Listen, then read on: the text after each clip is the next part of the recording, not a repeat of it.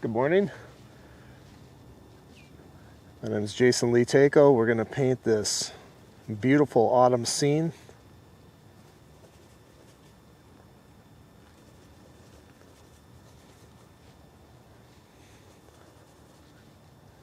If you're new to my channel, hit the subscribe button and let me know what you think of the video. The scene I'm painting is not the most romantic location. I painted this before in another video. You probably see it. It's a development that's going in, but they built a road back to this area that was pretty hard to access in the past. And so before they throw the houses up, and because there's a beautiful arrangement of trees here, I thought, why not go back and get some of this while it's there? Because this time next year, when these trees turn color, I'm not going to be able to get to it without standing in somebody's backyard. It can be a little awkward. By the way, the colors on my palette: titanium white. I'm using an alkyd today just because I had that, so it's going to be a quick drying white. Cadmium yellow light, cadmium orange, Indian yellow. I'm trying this because we're doing some really intense sunlit colors, and when you add white to these cadmiums, it actually decreases the saturation. Indian yellow doesn't have that happen to it. The saturation actually stays the same. So I'm going to try that out. Yellow ochre, transparent red oxide, cadmium red, and that's cadmium red medium, alizarin crimson, ultramarine blue, cobalt blue, cerulean blue, and viridium. And for those of you who are wondering, I'm just painting on a piece of linen. I'm using a smoother linen today, which I do prefer painting on a smoother linen when I'm plein air painting, just because it's a lot quicker to work with. And time is always of the essence when you're out plein air painting.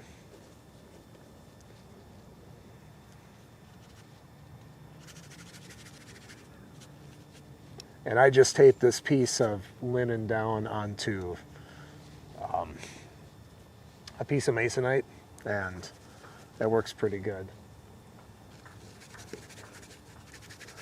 So I think I'm going to fill this, my basic tree shapes in with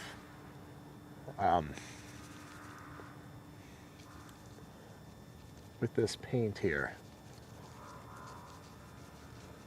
Going to get the essential shapes. There's some really interesting shapes going on that I thought would be neat to capture.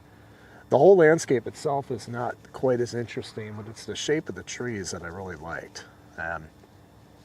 So I'm not worried about, this is more a tree study. I really like painting trees. I think a lot of other people do too. So if you find this video enjoyable and informative, give me a thumbs up. Keep the YouTube algorithms happy. I'm going to try to make this tree a little bit shorter than the others, even though it's not in real life. They're almost the same size, but making it a bit shorter, I'm hoping will give a little bit of compositional interest to the scene. I don't fuss too much over composition when I'm out here, but if I can capture some of the rhythms and natural feeling of what I'm seeing, I'm going to do it, because I'm mainly after color and value when I'm out here, but if I can get some other things in, awesome.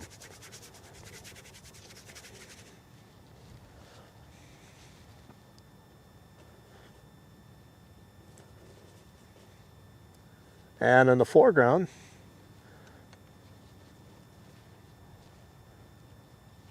I like to do this, just change the footing on a couple things to make it slightly more interesting. Once again, not necessary when you're, especially when you're starting out, but it can be helpful for going home with something slightly more interesting. And it doesn't really take much more time to do it. I mean, just painting a shape right down in here versus up in here, not a big deal. Alright, so I want to go in with some of my darkest values. we are dealing with pretty intense light. I found a nice shady spot. It's not going to be shady for long though. I'm going to have sunlight pouring in on this area that I'm standing. I got my cowboy hat on, which should hopefully help somewhat. It's when the light is really intense on you, it's hard to see anything.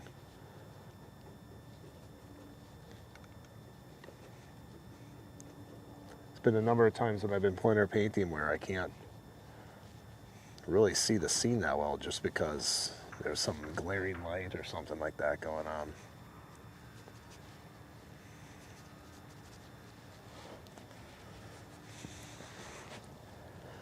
Alright, got some darks established.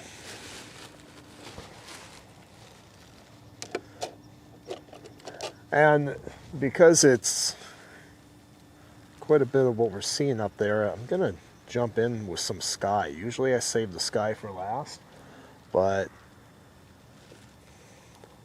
that sky is going to be important for keying in the brighter colors of the trees. So I do want to get some of that established. Using this alkyd is going to be kind of nice because this alkyd, in theory, should start setting up. In other words, it should start drying a little bit by the time I really get in the weeds here. Or in the trees. That was a bad pun, wasn't it? And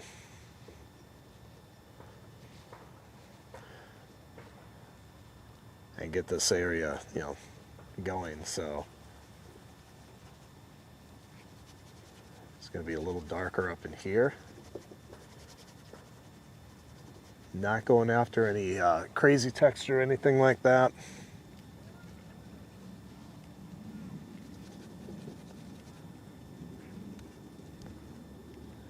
Putting the tree layers on nice and thin. It helps keep them from getting too much into the sky color. They do a little bit, but not much, which you definitely want to keep the sky clean.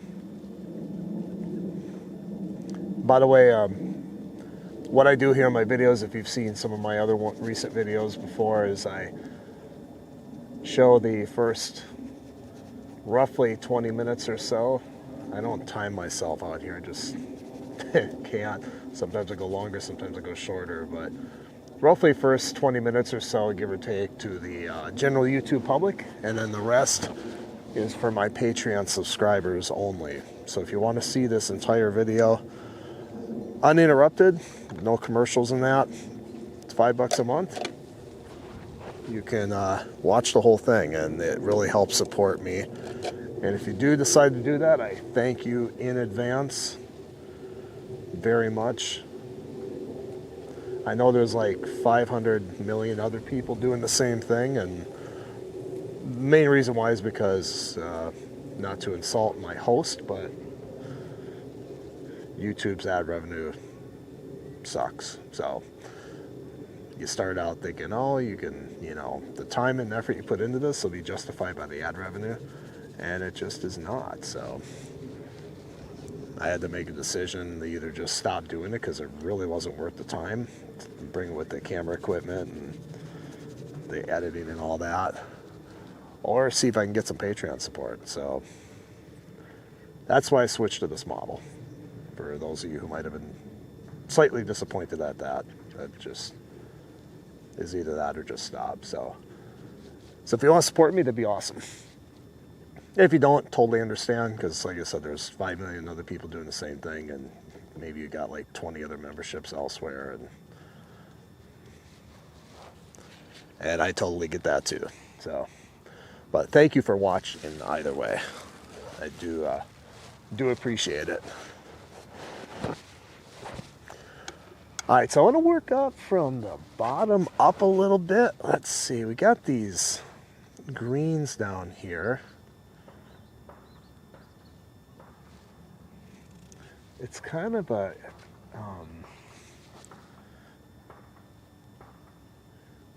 I don't know, it's almost like a slightly lavenderish color. in some of the darks down in here. This paint's still pretty wet. I'm gonna hit it with a paper towel, at least down here. When you have a lot of mineral spirits down there, it can be maddening to work into. The mineral spirits hasn't evaporated yet.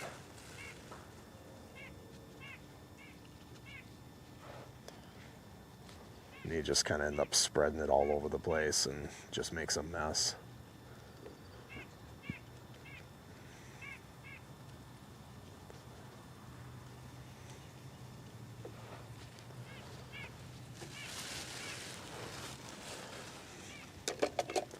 And sometimes I will go like this, if I can get my palette knife.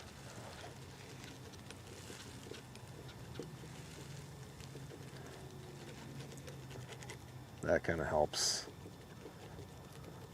get things drying a little bit faster. By the way, shout out to Rosemary and Company. They make brushes in Great Britain. Best brush makers out there. No, I have no affiliate commission from them. They just are.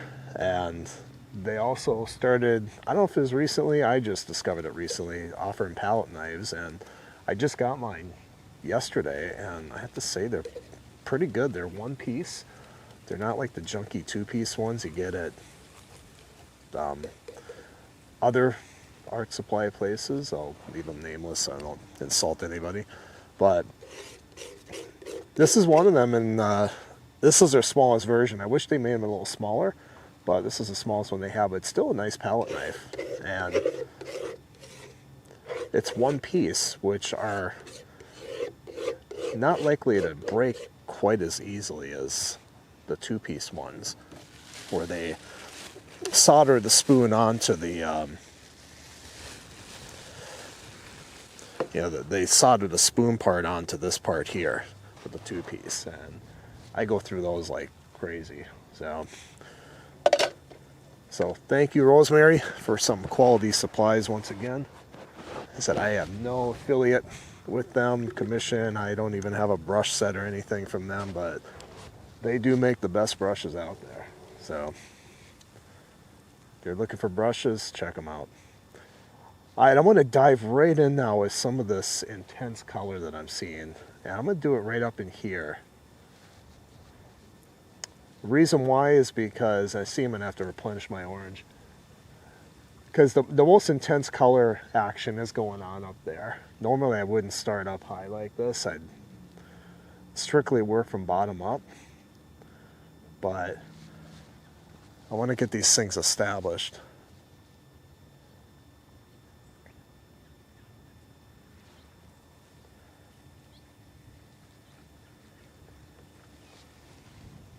And basically just working with these cadmiums straight as they come out of the tube.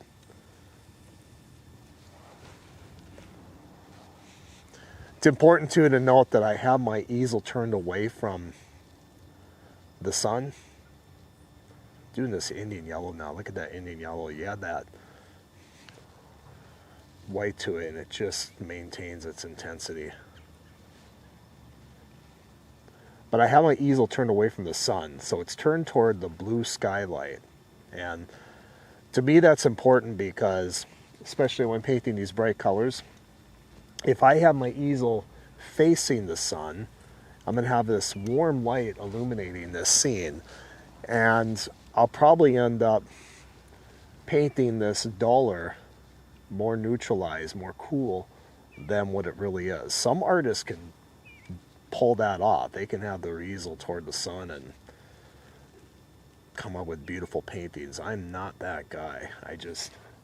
It never worked for me. And you got to find out what works for you. So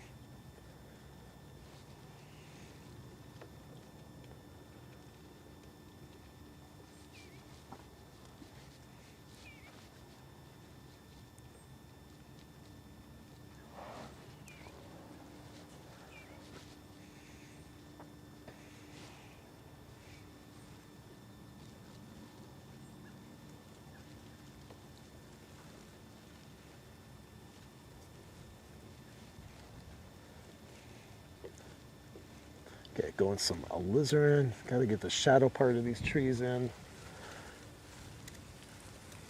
Not sure how dark we should be with them yet, so I want to try to get that figured out.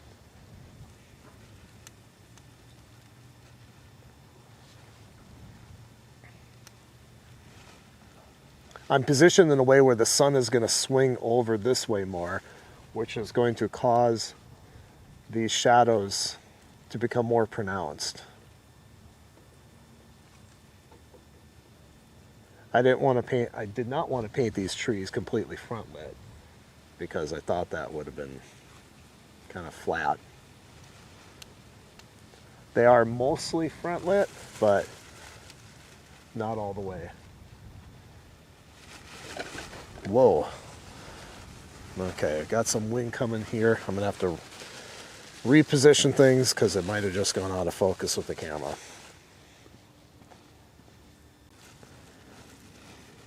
Okay, hopefully I got things repositioned well.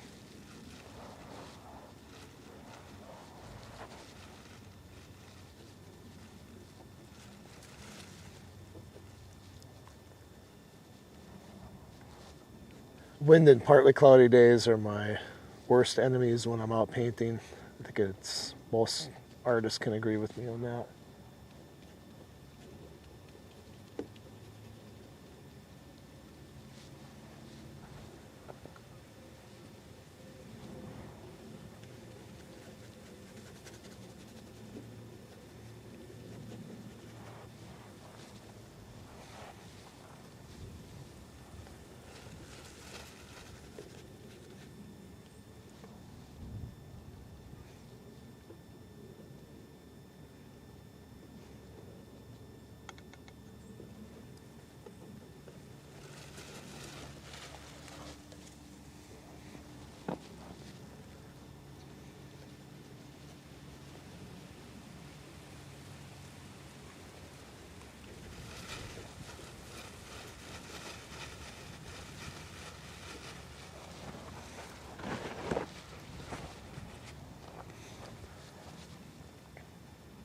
I'm going to go down a little bit and hit that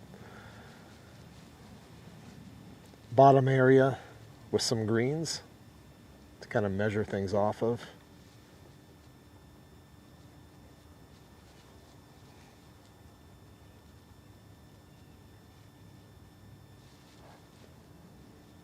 You would think that the greens would be more ambiguous than the oranges, but after, months of summer, I'm a lot more used to seeing greens now than I am these intense oranges in nature. So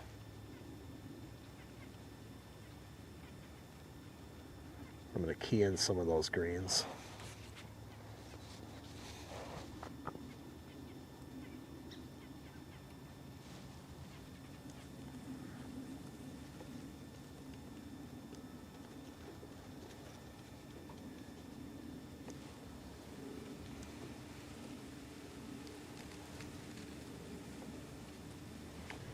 Pick up the pace here.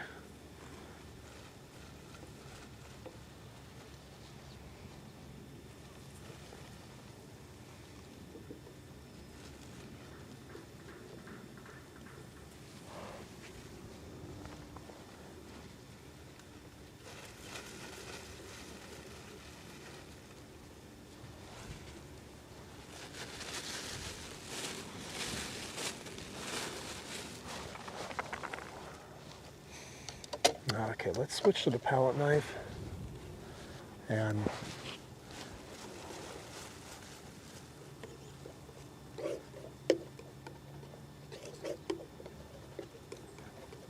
get some more action going on.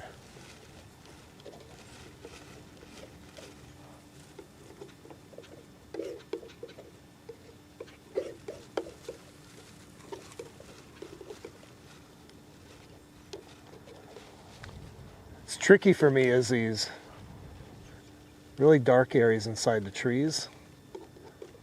The color temperature in there, it looks almost black in there. It's really hard to make out the color temperature just because of this intense sunlight. I don't want to go too warm because that might not look right with sunlight, but I don't want to go cold either because that won't look like it matches with the foliage on the trees. So it's going to have to carefully build it up and make adjustments to it as I go.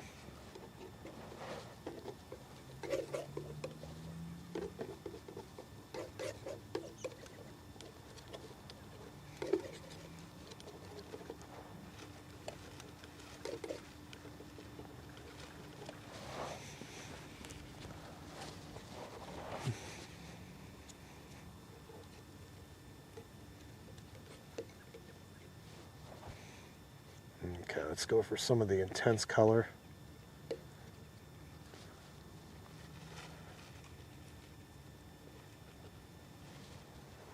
How does that look? Pretty good.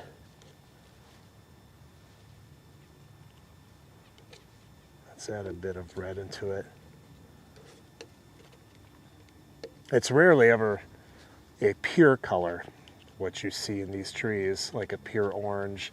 You might think so, but there's a lot of stuff dancing around in there. You got to think that these leaves, if you were to go up and look at these leaves individually, some of them are going to be a little more orange, some of them are going to be a little more yellow on the same species of tree. And even within the leaves themselves, you know, one leaf might have just a kaleidoscope of color within that single leaf.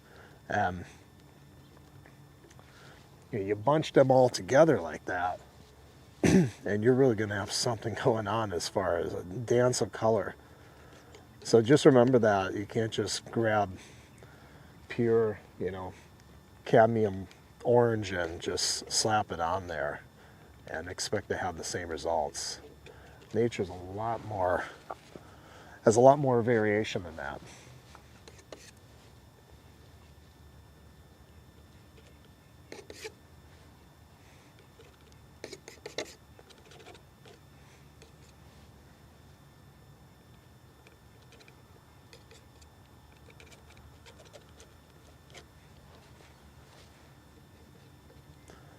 I'm going to have to get a lot more paint on my canvas with using the palette knife.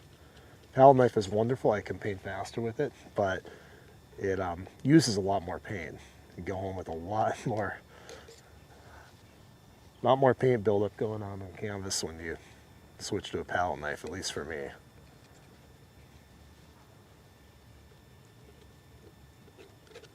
But I love it for getting a more impressionistic appearance, as you can see. A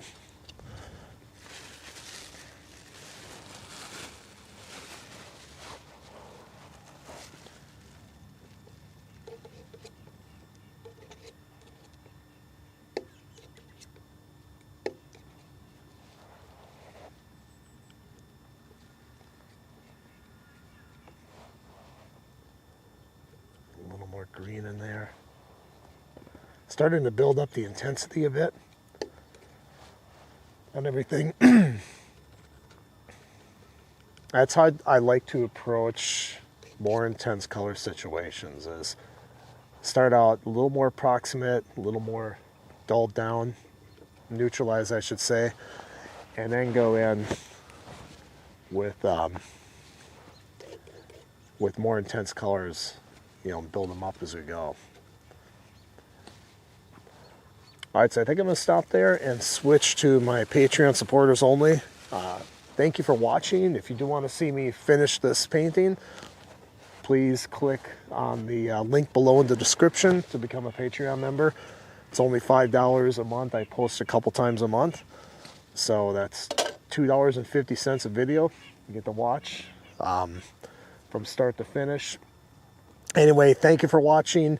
Give me a thumbs up, hit the subscribe button, and hope to see you again.